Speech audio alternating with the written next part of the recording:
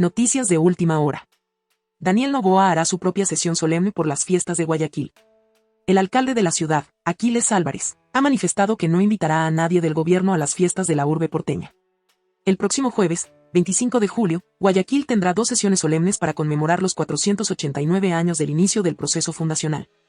Una la liderará el presidente Daniel Noboa y la otra, el alcalde Aquiles Álvarez, quien ha manifestado que no invitará a nadie del gobierno a participar en las fiestas de la Perla del Pacífico. El equipo de Noboa está ultimando detalles para elegir dónde se realizará el evento. Este diario conoció que, hasta el momento, el Centro Cívico Eloy Alfaro sería el lugar escogido y que la ceremonia se realizaría a las 18. Por su parte, la sesión que realizará el municipio de Guayaquil será en el Palacio de Cristal a las 18:30, según consta en la agenda de actividades julianas publicada en la página web de la alcaldía. Nosotros no podemos ser falsos, no hay una buena relación. No vamos a invitar a nadie del gobierno a las fiestas de Guayaquil, indicó este miércoles Álvarez en una entrevista con Radio Centro, en la que fue consultado sobre si las autoridades del gobierno nacional serán invitadas a los actos de celebración. El alcalde reiteró que no existe una buena relación con la administración del presidente Daniel Noboa. La relación entre Álvarez y el gobierno se complicó aún más luego que lo denunciaran a él y a sus hermanos y su negocio familiar de supuestamente haber cometido el delito de comercializar combustibles de manera irregular. Los desencuentros entre Noboa y Álvarez comenzaron desde la campaña de segunda vuelta de los comicios anticipados del 2023 y se ha mantenido con desplantes, críticas y advertencias, directas e indirectas.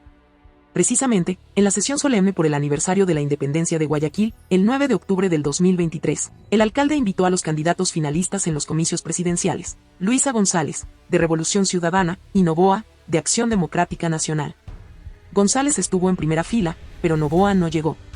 Otro impasse entre ambos se dio ya con Noboa en el poder, el 24 de noviembre del 2023, cuando dio de baja el decreto que firmó Guillermo Lasso para entregar la competencia de la construcción del proyecto del quinto puente al municipio de Guayaquil, suscrito el 22 de noviembre, un día antes del cambio de mando.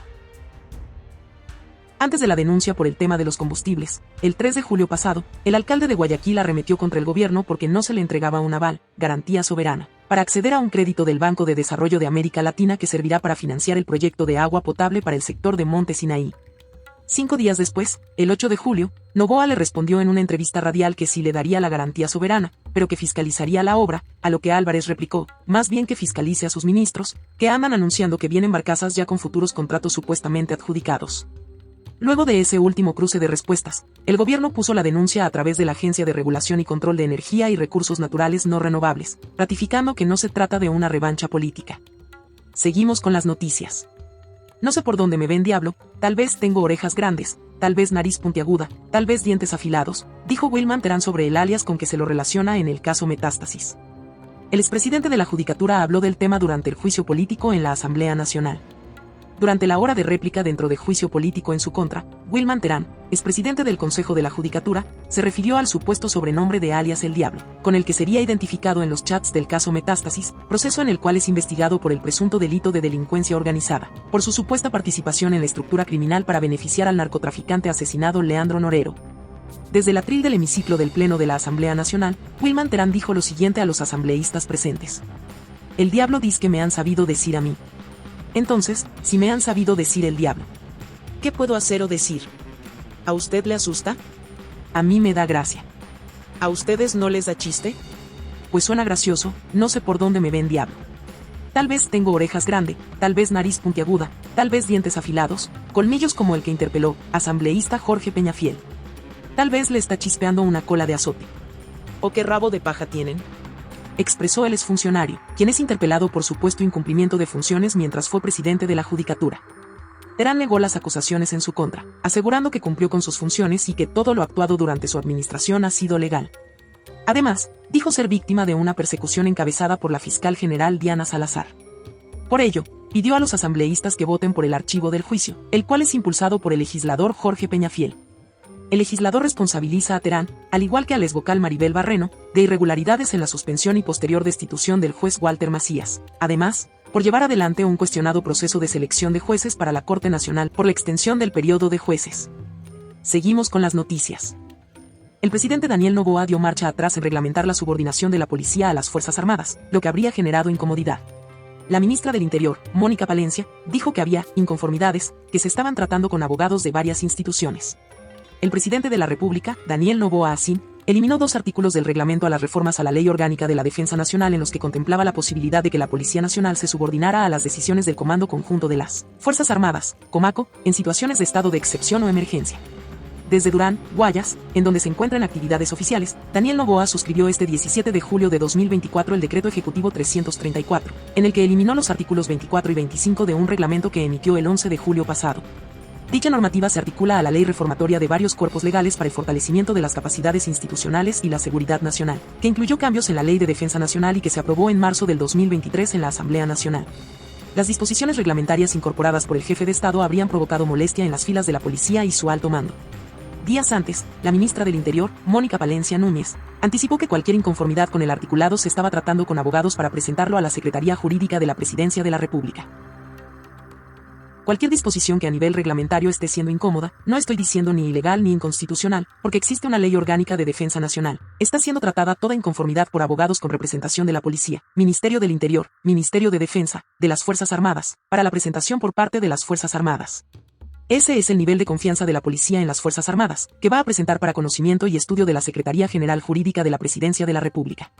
Solo hay división en la mente calenturienta que quiere que perdamos esta guerra contra el crimen organizado, expresó Palencia en declaraciones de prensa el 15 de julio, a propósito de la exposición de resultados del bloque de seguridad en Manta, Manabí. Palencia argumentó que existen fuerzas que quieren desestabilizar al gobierno e hizo un llamado a impedir que vengan tiempos perturbadores, y se mostró abierta al diálogo. En dicho reglamento, el artículo 24 determinaba que la Policía Nacional constituye la fuerza auxiliar de las Fuerzas Armadas para la defensa de la soberanía y la integridad territorial del país en estado de excepción o estado de emergencia. El artículo 25 refería que la Policía Nacional en calidad de fuerza auxiliar coordinaría y participaría con recursos humanos, materiales y tecnológicos, y que se subordinaría al Comando Conjunto de las Fuerzas Armadas en forma total o parcial, conforme los artículos 64 y 66 de la Ley de Defensa Nacional. La ley precisa que los órganos de apoyo a la defensa se constituyen por las instituciones que, por su organización y preparación, están en condiciones de apoyar el cumplimiento de las operaciones militares. Agrega que, en casos de estado de excepción, por inminente agresión externa o grave conmoción interna, la fuerza auxiliar y los órganos de apoyo a la defensa se subordinarán al Comando Conjunto de las Fuerzas Armadas, total o parcialmente. En más noticias. El presidente Daniel Noboa lideró la intervención en el sector La Delia, en el cantón Durán. Se informó el hallazgo de una oficina paralela al municipio del cantón ferroviario en la que se realizaban trámites que contribuían al tráfico de tierras y negocios ilícitos. Que durante su intervención en Durán, en el sector La Delia, el presidente de la República, Daniel Noboa, aseguró que los uniformados se quedarán el tiempo que sea necesario en este cantón de la provincia del Guayas. También detalló que durante los operativos ejecutados la madrugada de este miércoles se desarticuló una oficina paralela al municipio en donde se realizaban trámites que contribuían al tráfico de tierras y negocios ilícitos. No se sorprendan si lo que viene es drástico, que las mafias tienen las horas contadas. El tiempo de los Glass y de los Muentes se acabó. El viejo Ecuador quiere que Durán siga siendo una sede del narcotráfico. ¿Y dónde están ahora? Escondidos, huyendo, tapándose entre las sombras para que las propias mafias no los maten.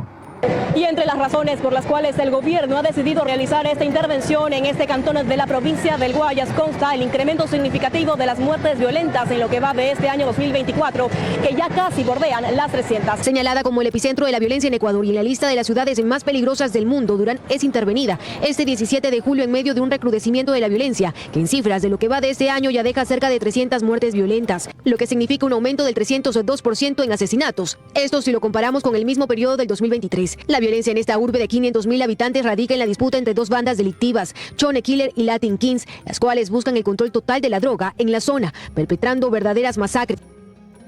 Informe de la Organización de las Naciones Unidas, estos grupos actualmente tienen bajo su dominio 25 sectores, en los mismos que han impuesto sus normas y restricciones, lo que en detalle se traduce en extorsión y temor, provocando que en esta ciudad, en la que también se asientan industrias, se vaya quedando sin comercio. Pero no es lo único, estas bandas criminales también han escalado al poder político. El alcalde de Durán, Luis Chonillo, es ejemplo de aquello. Este burgomaestre ha sufrido al menos 2 atentados desde su posesión, lo que supone debió ser su despacho, es decir, el edificio municipal ha registrado 6 atentados, mientras que en toda su administración se han contabilizado 6 servidores públicos asesinados. Debido a todo esto, Chonillo ha administrado esta ciudad bajo la clandestinidad y ahora espera trasladar parte de la municipalidad a un nuevo edificio en el centro de la ciudad.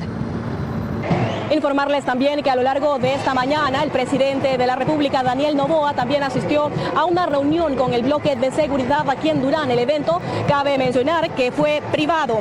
Y hace pocos minutos aquí en el sector El Arbolito se desarrolló el evento Ecuador que resuelve Toca tu puerta en Durán, iniciativa que realiza un censo de quienes están en las viviendas ubicadas en sectores conflictivos. En el evento el gobierno realizó una entrega simbólica de bonos de desarrollo humano. El presidente también acotó la importancia de venir a Durán no solo con material bélico, militares y policías, sino también con asistencia para todos los ciudadanos.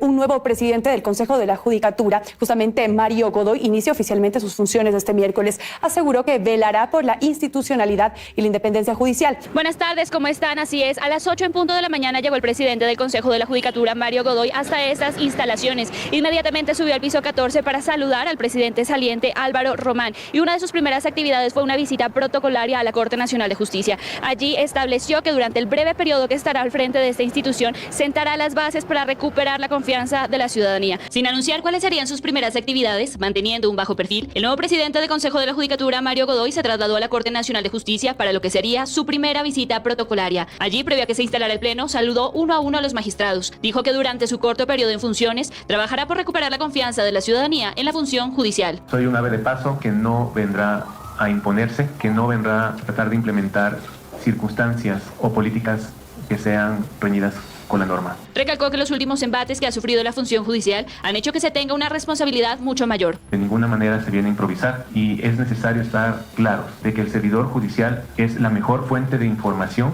que permitirá que la función judicial, esté en lo alto. Por su parte, el presidente de la Corte Nacional, José Swing, le manifestó que el mayor problema que actualmente atraviesa el organismo es no contar con el número apropiado de magistrados.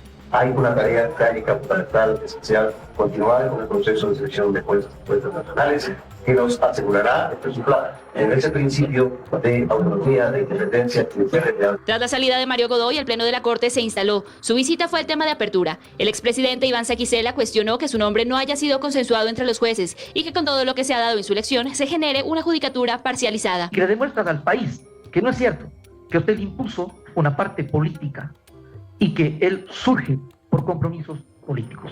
Otros jueces mostraron preocupación por la forma en la que el Consejo de Participación llevó a cabo su designación. Y si esta denuncia es así, este tema es grave, porque por más credenciales que tenga una persona, el método de selección ha tenido un inconveniente complicado. Tanto el Consejo de Participación Ciudadana como el Consejo de la Judicatura requieren reformas profundas a sus competencias, a sus límites y alcance. Entre los temas más importantes que deberá llevar adelante esta nueva autoridad está la elección de jueces de la Corte Nacional y aquellos para el banco de elegibles con más de 8.000 candidatos. Con un ex vocal sentenciado, 2 procesados, un ex presidente preso y más de 2 años de crisis interna, el Consejo de la Judicatura tiene una nueva cabeza. Sin embargo, su designación no ha estado exenta de cuestionamientos y pugnas políticas. Los casos Metástasis e Independencia Judicial significaron un sismo en el Consejo de la Judicatura, organismo que sucumbía ante serios cuestionamientos por una mayoría cooptada por presuntos intereses políticos. Juan José Morillo, Javier Muñoz, Maribel Barreno y Wilman Terán la conformaban. Los 4 tuvieron que dejar sus cargos tras ser procesados por casos de corrupción. En medio, un concurso para seleccionar jueces de la Corte Nacional de Justicia salpicado de señalamientos y controvertidas decisiones como la destitución del juez Walter Macías y hasta un denunciado intento por suspender a la fiscal general del Estado. En tanto, una avalancha de denuncias a nivel nacional por la falta de recursos económicos para atender un cúmulo de necesidades en unidades judiciales, causas represadas, denuncias por corrupción en tribunales y acciones de protección a habeas corpus y otros a la carta. Hoy se sabe que muchas de ellas se tomaron previo pago de tarifas. Hoy se sabe también que parte de esta mayoría con conexiones a nivel político tenía el control de varias cortes provinciales. El prólogo de este, quizás uno de los capítulos más oscuros del organismo, inestabilidad, marcada por la renuncia de su otrora titular María del Carmen Maldonado, que desencadenó el encargo de presidencias y controversias en las que tuvo que intervenir la Corte Constitucional, sin olvidar juicios políticos de por medio, el retiro de las atribuciones sancionatorias del organismo sin necesidad de un dictamen previo y, por contrario, los plenos poderes de los que gozaba durante el correísmo. El Consejo de la Judicatura tiene nueva cabeza, Mario Godoy. Estará en funciones por 5 meses apenas. En enero se iniciará un proceso de renovación completa del Consejo de la Judicatura. El coronel de policía Neisser Mazón, ex jefe del distrito San Borondón, fue sentenciado a 40 meses de prisión en el caso Metástasis. Se trata del segundo procesado en ser condenado a través de un procedimiento abreviado en el que ha reconocido su participación en el delito de delincuencia organizada. El segundo procesado en recibir sentencia en el caso Metástasis fue el ex jefe de policía de San Borondón, Neisser Mazón Simalesa, hombre clave para el extinto narcotraficante Leandro Norero, que recibía constantemente información privilegiada para burlar la acción policial y evadir a la justicia. Ha sido condenado a 40 meses de prisión y al pago de una multa de $5.520, además de una reparación de $11.040. Deberá reintegrar también todo el dinero que recibió producto del ilícito. Dentro de este procedimiento abreviado, Fiscalía presentó 45 elementos que comprometen la acción del ex jefe policial con el delito de delincuencia organizada en Metástasis. Mazón ha reconocido ante las autoridades su participación en el delito y por ello recibió una pena reducida. Para Fiscalía, Mazón fue quien filtró información a Leandro Norero. Además, dio seguridad a la vivienda del narcotraficante. Era el encargado de reclutar a policías de inteligencia para dar el servicio al narcotraficante a cambio de dinero fácil. Dinero que, según las investigaciones y su propio relato, fue a las cuentas de sus familiares. También solicitaba dinero a Norero para dar mantenimiento a los autos policiales en San Borondón. No obstante, se supo que Mazón Simalesa usó esos recursos en temas personales. Y con este ex jefe policial ya son 2 los sentenciados en Metástasis a través de un juicio rápido. Restan 8 y entre ellos el procedimiento abreviado de Mayra Salazar, Daniel Salcedo y otros que fueron parte fundamental de una estructura narcocriminal que reclutó a policías, jueces y funcionarios judiciales de alto nivel. Todos trabajando para un narco.